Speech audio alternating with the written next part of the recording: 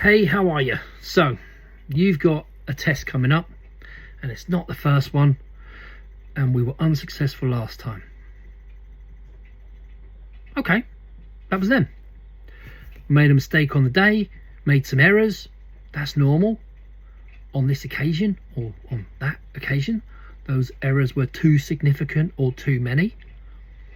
But the fact of it is that we only went for that test because I believed you were good enough. I believe you're still good enough, and you are. But on the day, we let circumstances or nerves or both get in the way, and that happens. I didn't pass my first driving test as a learner. I didn't. And I was no way was I as prepared as you are. When I think about the quality of the tuition I had and that I passed and how much I had to learn afterwards, my Christ, I wasn't prepared at all. But you are. So we've had time to dwell on it. We've had time to get upset about it. And however you felt when it didn't go your way, that's all right. That's normal. That's you getting it out. It's like a grief thing, really. You have to go through the sort of 4 stages of it all. A little bit like any kind of graph you ever draw that's a grief curve, change curve, performance management curve. Looks like a big U, goes like this. So you start at the top and like everything's great. Then comes the event. Oh Christ, I failed my test. And the anger and the denial happen. Oh my God, this is an outrage. I can't believe this is happening. How did this happen? The driving examiner did this. It was their fault. That guy shouldn't have pulled out the side road. And a lot of people feel like that. And then the acceptance part of it starts to fall in. Like, hang on, yeah, perhaps it was me. Perhaps I didn't make some sort of perhaps I made some mistakes. Perhaps I didn't do the things that I briefed you about. You know, I told you these things to try to help, and for some reason you did something else. Now, it's very likely, and if you've used all the study aids I've sent you and all the tips and tricks and materials that go above all the learn to drive stuff, right? So let me just recap, so I'm sure that I've covered it. There are 4 parts to driving test success. 4, in my view. 1, you need to be bookworm smart. You need to know the highway code and the traffic signs book and the rules of the road, and you wouldn't necessarily know this is what you know, but you'd need to know the Road Traffic Act. There's a load of stuff in there. You need to know about what your licensing requirements are, what your duties are to be a driver and all that. Insurance, tax, MOTs, all of the rest. The bookworm stuff, right? You need to know all of that. You need to be good at that. You have to have passed a theory test, and I would encourage you to keep studying once you have, because on the day they ask you 50 questions from 700 and odd, which means there's 600 odd, 700 odd they never asked you, but all of that's waiting for you out on the road. So that's the bookworm stuff. You need to be able to pilot a car. You need to control that machine. It must always do the thing you want and never do something, oh, why is it doing this? So we talk about this on sessions. It's basically an input-output device. If I do this, it does that. If I do that, it does this, and that's not what I want. So the things that you input into it, whether that's speed or gears or brakes or steering or windscreen wipers, whatever, then there's an output. And it's learning how to do all of that well in good time in a way that's planned and safe and whatever. And so that's driving the car, the physical act of driving a car. There's the driving brain thing.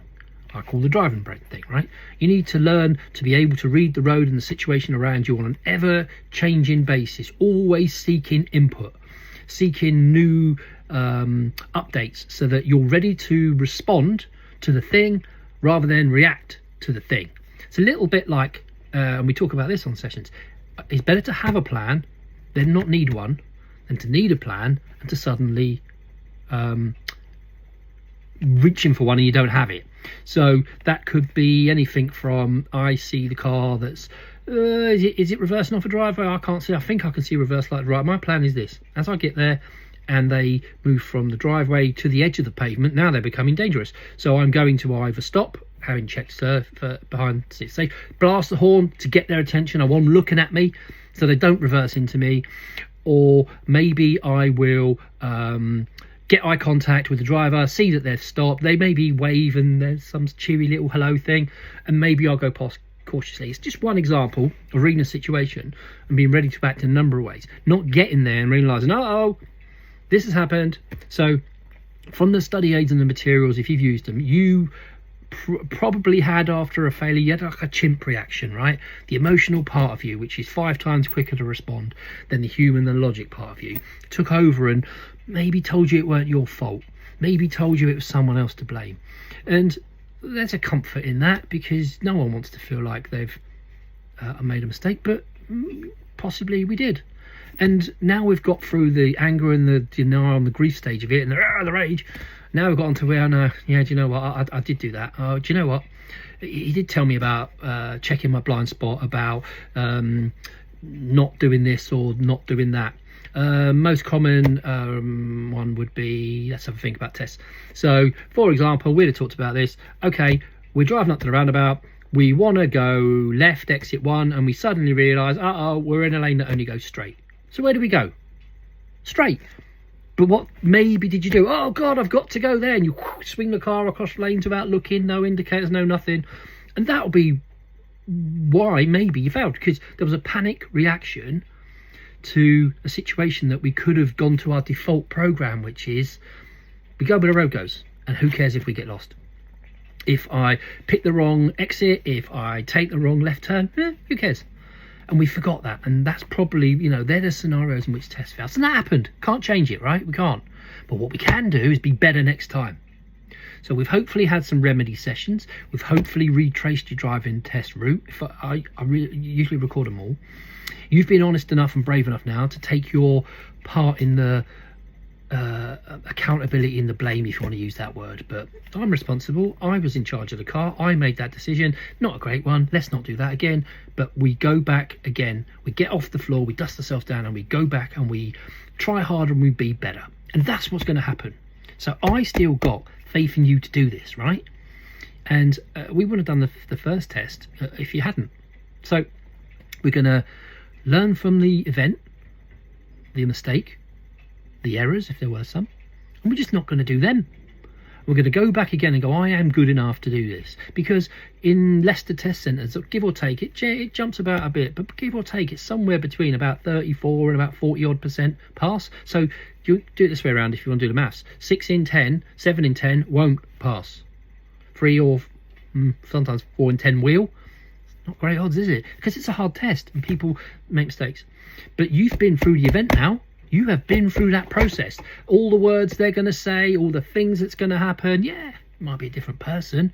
And hopefully it will be, because sometimes that's a psychological trigger. Oh, God, it's Bob. Oh, Jesus Christ, Bob failed me. Oh, Christ, not Bob. Hopefully we'll get someone new. But if we don't, I promise you they don't remember you. They don't remember you. They don't look up your history and go, oh Christ, not her again. They don't. It's just, you are just a license number, an anagram of your date of birth and your surname and some other stuff. So unless you were massively memorable, they don't remember you. So we're going to go again and we're going to be better. And this is our time. We're going to do this, right? Because we were good enough the first time, but now we're more experienced. And like anything, the more times you get to do something and have a try, the better you'll probably be. So I won't go through everything that's going to happen in test day on this video, because we've done that. And if you want us to do that in the run up to your test, I will do that in the car with you. I will send you some stuff you can read if that's how you prefer your info. Maybe some sort of video. There's other stuff I can send you. But for now, this is just to remind you that if anything is worth doing, it's worth trying and trying and trying and possibly failing. And in the end, the result will be worth the effort and the reward and the heartache. I didn't pass first time. Remember that. I didn't pass first time. And I was absolutely crushed, oh my God, for ages. And I wish someone had educated me on this whole idea about I'm going through a thing. I'm going through this change process, this performance management, this grief curve, this thing. It's a cycle that will right itself. We've gone through the anger, denial, the sort of, oh God, then the acceptance. And then with that, you kind of feel down here a bit, like, it feels doom and gloom, and my next test is 6 months away and all that. Now with that, I'll do my very best to get you an earlier date. And I'm always talking to folk every day, like 150 odd driving instructors every day, trying to trade tests, get a word out. So I'm working on the problem. It's just sometimes I don't have anything to tell you. So we've gone through the angry bit. We've gone through the bit where we're a bit sad about it, and like we're starting to feel, oh my Christ, this is going to take so long to pass. And then we go through the acceptance, and then the moving on bit, the performance increase. I will. Do you know what? Next time I'm going to be better. And I've done some lessons now, and I've done some out with mum and dad. And it's gone really great. And I went round that roundabout, or that traffic light, or that T-junction, wherever it was, and I did it, and it was fine. So I just got it wrong on the day, but I won't do that again. And life's like that, isn't it? You just sometimes, hopefully, only make one mistake once. So you're going to be better this time. You are more experienced this time. I still believe in your ability to do it. And we wouldn't be going for this test if you didn't. All right? So think better, be better. And as ever, all I want from you, right, is this isn't about a test pass. And what's he on about? Not about a test pass. This ain't about passing a test. This is about turning up and driving like you normally drive, and just being able to look at yourself afterwards and say, do you know what? I did my very best. I tried my very hardest. That is what I brought to today. And the result will take care of itself. If we get too hung up on test this, and fail that, and fault this, and serious fault, we're just going to give ourselves that pressure. And who wants that? The elite-minded are the ones that go, you cannot fail. You must do this. You must be good. You must set a new record. That ain't us mere mortals. We just like calm and tranquil. We want to come from a calm place to win, not a place of upset and worry and fear and whatever. So trust me, you're good enough, right? You are. And we're going to do it this time, and we're going to do it that bit better, that we get what we need. Okay? So I hopefully will see you on lessons before. I'm always available for questions and such like. If not, because we don't have anything set up, then I'll see you on test day. We're going to go back and we're going to finish what we started. Okay? Take care.